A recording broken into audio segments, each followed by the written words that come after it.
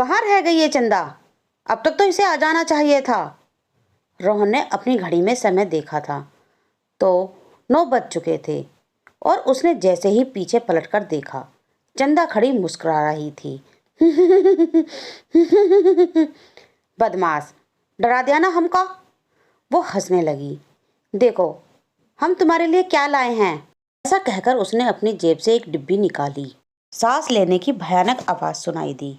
कौन है? ठीक सामने बरगद के पेड़ के नीचे किसी आदमी का साया नजर आया। कौन है? सामने आओ। यह सुनकर भी वो आदमी सामने नहीं आया और जोर जोर से सांस लेने लगा। अभी देखते हैं कौन है, कौन है ससुरा। यह कहकर रोहन उसके पास जाने लगा। जैसे ही रोहन उसके पास पहुंचा, उसने भी 2 कदम आगे बढ़ाकर रोहन का गला पकड़ लिया। उसको देखकर रोहन और चंदा दोनों का दिल दहल गया। उस आदमी की गर्दन कटी हुई थी और थोड़ी सी खाल अटकी दिख रही थी। चंदा चिल्लाई और गांव की तरफ ऐसे भागी कि उसने पलटकर नहीं देखा। गांव पहुंची तो सब में रोहन के पिता बाहर थे। अरे चंदा बिटिया, इतनी डरी हुई काहे लग रही हो? वो रोहन। चंदा ने हांफते हुए उनको पूरी कहानी सुनाई। रोहन के पिता ने अपने साथ कुछ आदमियों को लिया और चंदा सभी को लेकर उसी जगह पर पहुंच गई। ये वही जगह थी, वो जहां उसने रोहन को पकड़ा था। उन लोगों ने इधर उधर नजर घुमाई तो कोई आसपास नजर नहीं आया। तभी चंदा के ऊपर कुछ ऊपर से टपका। उसने हाथ लगाकर देखा तो वो खून था। इसी डाली के ऊपर रोहन की बिना गर्दन की लाश टंगी हुई थी और उससे खून टपक टपक कर नीचे गिर रहा था।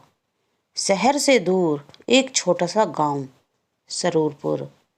रात के समय सभी अपने अपने घरों में आराम कर रहे थे।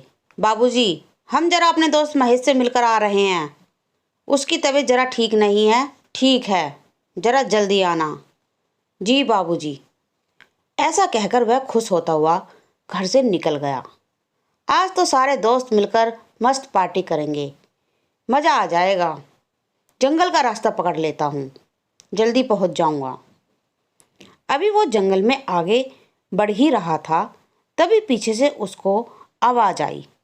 अकेले ही पार्टी करने जा रहे हो? हमको भी साथ ले लेते। क्या? अरे अर्पणा और दिव्या, तुम लोग क्यों हमारे पीछे पड़ जाती हो? हमको साथ लेकर चलते हो या नहीं? अभी बोले बाबूजी से। अरे नहीं, मेरी माँ, चलो मेरे साथ। थोड़ी देर चलने के बाद वो तीनों एक जगह पहुंचे जहां रामू और महेश बैठे हुए थे। अबे ये क्या, तू फिर से लड़कियों को साथ ले आया? क्या करता यार, हर बार की तरह इस बार भी धमकाने लगी थी दोनों। हा हा हा हा हा हा हा। अब क्या करें, हम दोनों को भी अब पार्टी की जो आदत पड़ गई है। चलो थोड़ी सी शराब पी ली जाए। उसने पास ही रखी बोतल खोली और गिलासों में शराब पलटने लगा।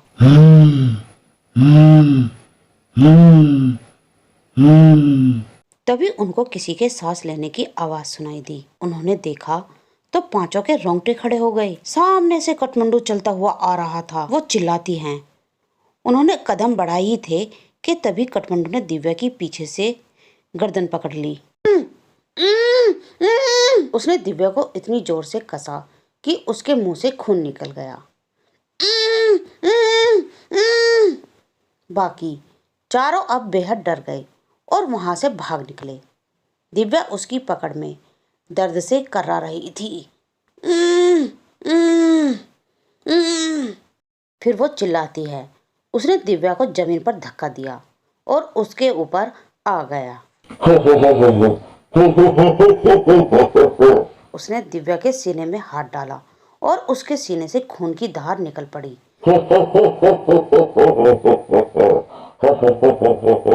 बाकी चारों इतना डर चुके थे कि उनको खबर भी नहीं थी कि वो किस दिशा में भाग रहे हैं। वो काफी देर तक भागते रहे। अब अर्पणा की हालत खराब हो चुकी थी। वो आ जाएगा, रुकने का समय नहीं है। हाँ, ऐसे कब तक भागते रहेंगे हम? जा कहाँ रहे हैं? कोई बताएगा हमका? हम रास्ता भूल चुके हैं, हमें नहीं पता कि गांव किस तरफ है। कहाँ कह रहे हो तुम? फिर तो हम सबका बचना नामुमकिन है। तभी पेड़ के ऊपर से एक हाथ आया और उसने महेश का गला पकड़ लिया। यह हाथ काठमांडू का ही था। आ आ आ राकेश ने महेश का पैर पकड़कर उसे बचाना चाहा, लेकिन काठमांडू ने उसको पूरी तरह से ऊपर खींच लिया। आ आ और वो चिल्लाते हैं और ये तीनों चिल्लाते हुए वहां से भाग निकले। वो देखो सामने वो घर, उसके अंदर चलते हैं। ये तीनों एक घर के अंदर घुस गए और राकेश ने जल्दी से दरवाज़ा बंद कर दिया। तभी कोई जोर जोर से दरवाज़ा पीटने लगा। तीनों का शरीर पूरी तरह से कांप रहा था। दरवाजे की धम धम उनके दिल को दहला रही थी। ये आ आ आ तभी खिड़की से काठमांडू का एक हाथ अंदर आया और उसने अर्पणा का हाथ पकड़ लिया। आ आ आ बचाओ बचाओ। अगर यह यहाँ है तो दरवाजे पर कौन है? राकेश ने दरवाजा खोला तो सामने गांव के बिरजू काका थे।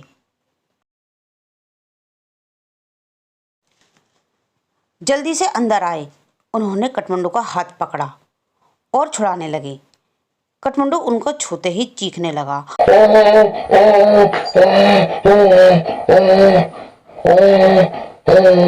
वो चीखता चिल्लाता हुआ वहां से भाग गया। तुम ठीक तो हो अर्पणा? मैं ठीक हूँ।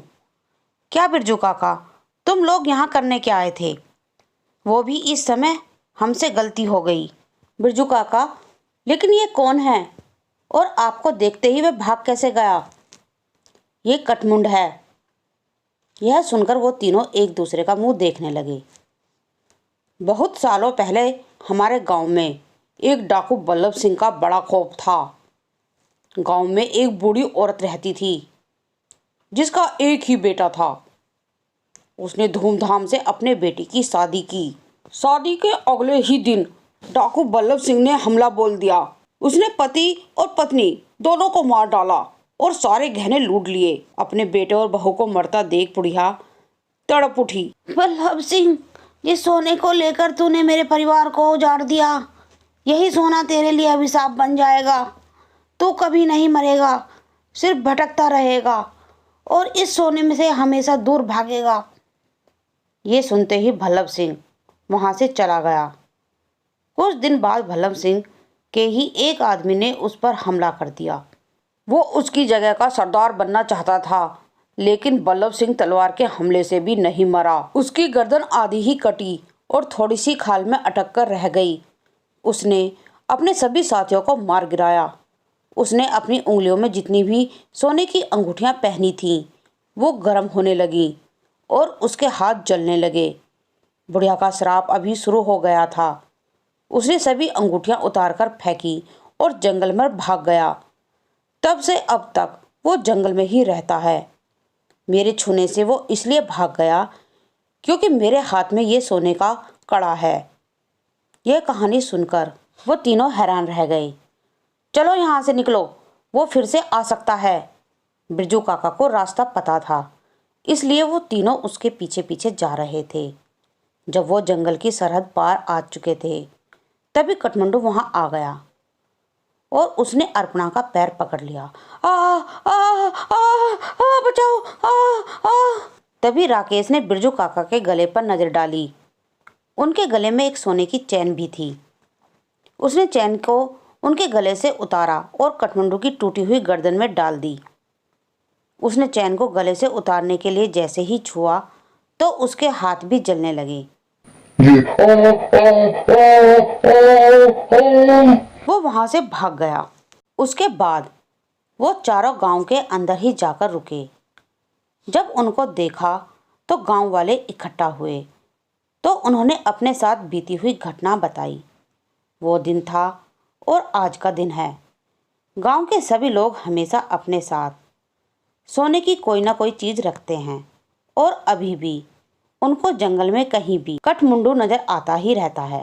तो दोस्तों, आज की मेरी ये कहानी यहीं समाप्त होती है। उम्मीद करती हूँ आपको मेरी ये कहानी अच्छी लगी होगी।